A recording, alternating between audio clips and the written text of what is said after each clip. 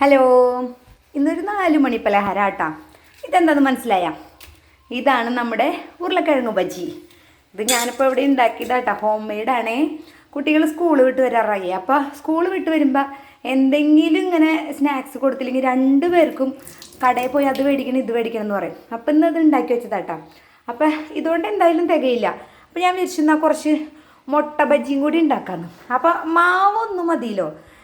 ഇത് ഉരുളക്കിഴങ്ങായാലും മുട്ടയായാലും നമുക്ക് മാവൊന്നും മതി. അപ്പോൾ നമുക്ക് ഇന്ന് അത് ഉണ്ടാക്കേ. അപ്പം നമ്മുടെ ഉരുളക്കിഴങ്ങ് ബജ്ജി കണ്ട എണ്ണയിൽ ഇങ്ങനെ നല്ലോണം ഫ്രൈ ആയിക്കൊണ്ടിരിക്കുകയാണ്. നല്ല ടേസ്റ്റായിട്ടാണ് ഉരുളക്കിഴങ്ങ് ബജ്ജി. ഇതെന്തിട്ട് ഇതുണ്ടാക്കാൻ ചെയ്യേണ്ടതെന്ന് വെച്ചാൽ കുറച്ച് കടലമാവ്, കുറച്ച് മുളക് പൊടി, കുറച്ച് മഞ്ഞൾപ്പൊടി, കുറച്ച് ഉപ്പ്, ഇതെല്ലാം കൂടി ആവശ്യത്തിന് വെള്ളം ഒഴിച്ച് അതിൽ കലക്കി അതിൽ മുക്കി ഇതിടുകയാണ്. ഇതാണ് അതിൻ്റെ മാവ് കണ്ട. ഇതിൽ വേറെ ഒന്നും ചേർത്തിട്ടില്ല.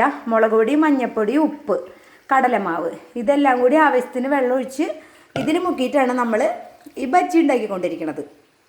അപ്പോൾ നമ്മുടെ ഉരുളക്കിഴങ്ങ് ബജ്ജി ഏതാണ്ട് വാങ്ങാറായിട്ടുണ്ട്. അപ്പോൾ നമുക്കിത് വാങ്ങാം. കണ്ട, ഞാൻ ഓരോന്നിട്ടാണ് ഉണ്ടാക്കിയിരുന്നത്. ഇത് ലാസ്റ്റ് ട്രിപ്പായതുകൊണ്ട് ഞാനിത് 3 ഒരുമിച്ച് ഇട്ടതാണ്. കണ്ട, അടിപൊളിയായിട്ടില്ലേ?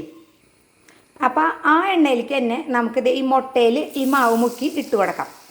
അപ്പം നമ്മുടെ മുട്ട ബജ്ജിയും തയ്യാറാവും. ഇന്ന് 2 ടൈപ്പ് ബജ്ജിയാണ്. അതിന് പറ്റിയൊരു ചമ്മന്തിയും കൂടി അരച്ചാണ്ടല്ലോ, രണ്ടാൾക്കും എന്താ സന്തോഷം എന്നറിയോ. മുട്ട പകുതിച്ചിട്ടല്ലേ ഉണ്ടാക്കണേ. അപ്പം നമുക്ക് എണ്ണയിലേക്ക് ഒരേ സമയം 5-6 ഇട്ട് കൊടുക്കാൻ പറ്റും. അപ്പം ഞാൻ 5 മുട്ട എടുത്തിരുന്നേ. അപ്പോൾ 10 കഷ്ണമാണുള്ളത്. അപ്പോൾ ഞാൻ അതുകൊണ്ട് ഇതിപ്പോൾ ആദ്യം 5 ഇട്ട് കൊടുക്കണ്ട്. പെട്ടെന്നാവും കേട്ടോ. നമുക്കിത് പെട്ടെന്ന് തന്നെ മറിച്ചിടാൻ പറ്റും. അപ്പോൾ നമ്മുടെ മുട്ട ബജ്ജി കോരി എടുത്തിട്ടുണ്ട്. മുട്ട ബജ്ജി റെഡി ആയിട്ടുണ്ട്. അതും ഈ പാത്രത്തിലേക്ക് തന്നെ ഇട്ട് കൊടുക്കട്ടെ. ഇനി വേറൊരു പാത്രം അതിനെടുക്കണില്ല. അപ്പോൾ അടുത്ത ട്രിപ്പ് ഇടണം. അപ്പം നമ്മുടെ ഉരുളക്കിഴങ്ങ് ബജ്ജിയും മുട്ട ബജ്ജിയും ഇവിടെ റെഡി ആയിട്ടുണ്ട്. ഇന്ന് 2 പേരും വരുമ്പോൾ ഭയങ്കര സന്തോഷമായിരിക്കും കേട്ടോ.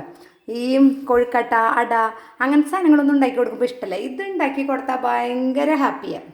ഇനി അതിന് പറ്റിയൊരു ചമ്മന്തി കൂടി വേണം കേട്ടോ. ബജ്ജി മാത്രം പോരാ, ചമ്മന്തിയും കൂടി ഉണ്ടെങ്കിൽ രണ്ടാൾക്കും ഇഷ്ടമുള്ളൂ. അപ്പോൾ അതിനിതേ ഒരു സബോള നുറുക്കിയെടുത്തിട്ടുണ്ട്. വലിയ കഷ്ണങ്ങളാക്കി നുറുക്കിയാൽ മതി കേട്ടോ. പിന്നെ 1 സ്പൂൺ മുളക് പൊടി, പിന്നെ ആവശ്യത്തിന് ഉപ്പ്, ഒരു പുളി രസത്തിന് കുറച്ച് ചുറുക്ക, കുറച്ച് മതി കേട്ടോ. ഇത്ര ഒഴിച്ച് മിക്സിയിൽ ഒരു കറക്കിയെടുത്താൽ നമ്മുടെ ബജ്ജിക്കടയിലൊക്കെ കിട്ടുന്ന ചമ്മന്തിയായി. അപ്പം നമ്മുടെ ചമ്മന്തി ഇവിടെ റെഡി ആയിട്ടുണ്ട്. ഇനി ഇതിലേക്ക് ഒരു ലേശം പച്ച വെളിച്ചെണ്ണ അതും കൂടി ഒഴിച്ചു കൊടുത്ത് ഇളക്കിയ നമ്മുടെ ബജ്ജിക്കടയിലൊക്കെ കിട്ടുന്ന ചമ്മന്തി റെഡി ആയിട്ടോ. അപ്പോൾ ഇപ്പം നമ്മുടെ മുട്ട ബജ്ജിയും ഉരുളക്കിഴങ്ങ് ബജ്ജിയും എല്ലാം കൂടെ ഞാൻ കഴിക്കാൻ എടുത്തിട്ടുണ്ട്. കണ്ടോ, നല്ല അടിപൊളി. ഇത് മുട്ട ബജ്ജി, ഇത് ഉരുളക്കിഴങ്ങ്, ഇത് ചമ്മന്തി. അപ്പോൾ നമുക്കൊന്ന് കഴിച്ചിട്ട് വരാം. അപ്പോൾ എല്ലാവരും ഒന്ന് ഉണ്ടാക്കി നോക്ക് കേട്ടോ. ഈസി സ്നാക്കും ഈസി ചമ്മന്തിയും.